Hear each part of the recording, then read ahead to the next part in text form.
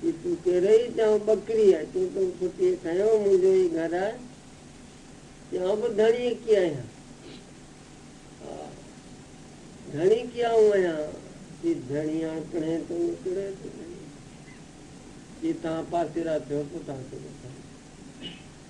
बता मिट्टी वो पेड़ दिखा रही हे जैन जा पेड़ है ना उन्हें जे आस रहती है तो खिले निकलती में पेड़ तो मुरझाए तो मुंजे आसरे हाथी हाथी अंबारी पे चाड़े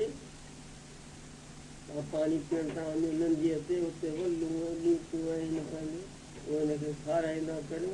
पानी प्यारे वरी छॾियो 4 महीना 8 महीना ये थियो मंडक बंदक छॾे मजे मगारे तो शेर चएसि चई त हाणे जितां आई उतां वञनि ऐं शेर आहियां कंहिं महिल वरी हाणे भॼी दृष्टांत कि परमात्मा आहे शेर उन्हनि जो नाम आहे पेर श्री राम ये बकरी उन पेर जो आसरो वरितो उनजी भलाई थी ती जेको नाम जो आसरो वठे थो उनजो भलो थो भगवान जे नाम जपण जी ॾाढी वॾाई आहे तव्हां सुखमनी पढ़ंदा हूंदा रुगो सुखमनी में न मांडूकादि उपनिषदनि में थी आहे भगवान जे नाम जपण जी ॾाढी वॾाई वाल्मीकि वीचारो कि वाल्मीकि खे अॻियूं अखर पोयां पोयों अखर चइबो आहे राम राम पर मरा मरा मरा वेठो साईं ॼाणे पियो त यादि मूंखे थो करे पर अॻियूं अखर पोयां पोयों अखर तो भगवान जो नाम खूब जपियूं या भक्ति आहे कि या भक्ति भगवान जो नाम जपण भक्ति आहे भगवान जा गुण गायण वॾाई करण भक्ति आहे भगवत अर्थ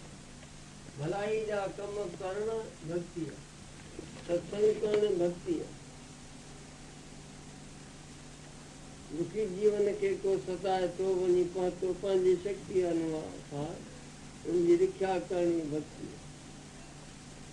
भगवान खे का परवाह कान्हे जयराम जी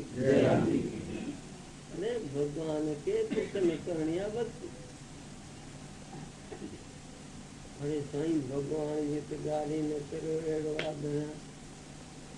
जेल में जे तॾहिं छो बि जेल 84 लख जूणियूं अहिड़ा कहर थो कर भले वो पंहिंजो कहर थो करे नरक थो बणाए दुख थो ॾे उहो ठाहियो हाणे ॾिसिजो माई आहे छोकिरो आहे हुनखे धक बक हणी आत्मा मच्छी हर ॾींहुं हीअं करे छॾियो ॾिसणा ॾिए कोई ॻाल्हि ॾेई परे करे छॾियो पोइ ॿी पाड़े जी माई अचे हुनखे खणी छोकिरो गोड़ो खाराए चवंदा भाई केतिरी ख़ुशि थींदी पाड़ ते खणी ईअं कयूं हुनखे पर केतिरो ख़ुशि थींदी ख़ुशि थींदी मां छा न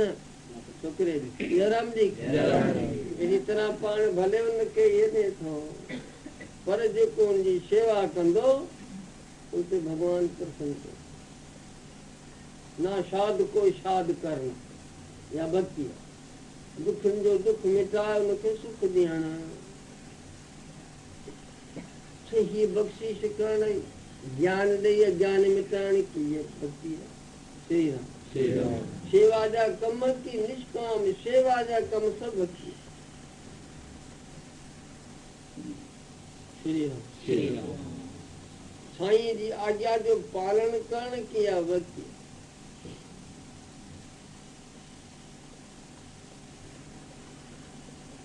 सत्संग साध संगत कथा की सब भक्ति है प्रथम भक्ति संतन कर संगा, दूजी भक्ति की कथा प्रसंगा।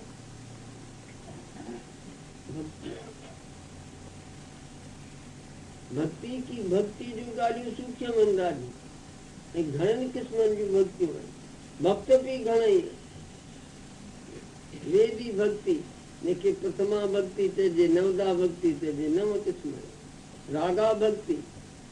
घणी उन जा भी किस्म परा भक्ति भक्त की भगत की आरत अर्थी जिज्ञासु ज्ञानी। आरत की आरत मना दुख खां भगवान जो भजन करे मुंजा दुख वञनि। आरत अर्थी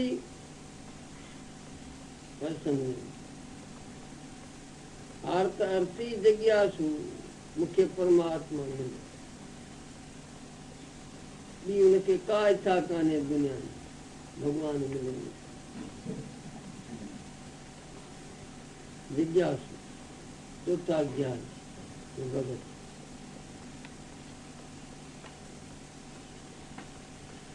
कृष्ण चंद्र ॿुधायो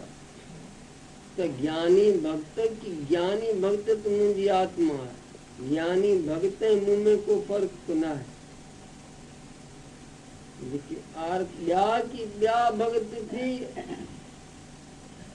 उधार आहिनि माना श्रेष्ठ आहिनि। अरे साईं ज्ञानी भक्त तो ठीक तो वो था ठीक है गुरवाणी में बिचायला ब्रह्मज्ञानी को खोजे महेश्वर, ब्रह्मज्ञानी आप परमेश्वर, ब्रह्मज्ञानी का कथा न जाए आधा अक्षर, ब्रह्मज्ञानी सबका ठाकुर। वेद में बिचायला खाली गीता में ना कि ब्रह्मविद ब्रह्मैव भवति, ब्रह्मविद ब्रह्मैव भवति। जो ब्रह्मवेता आए ब्रह्मज्ञानी आए तो ज्ञानी न समझो न ब्रह्मविद ब्रह्मैव भवति। जैके अप्रोक्ष अनुभूति बोध यथार्थ ज्ञान है वो ब्रह्म स्वरूप है।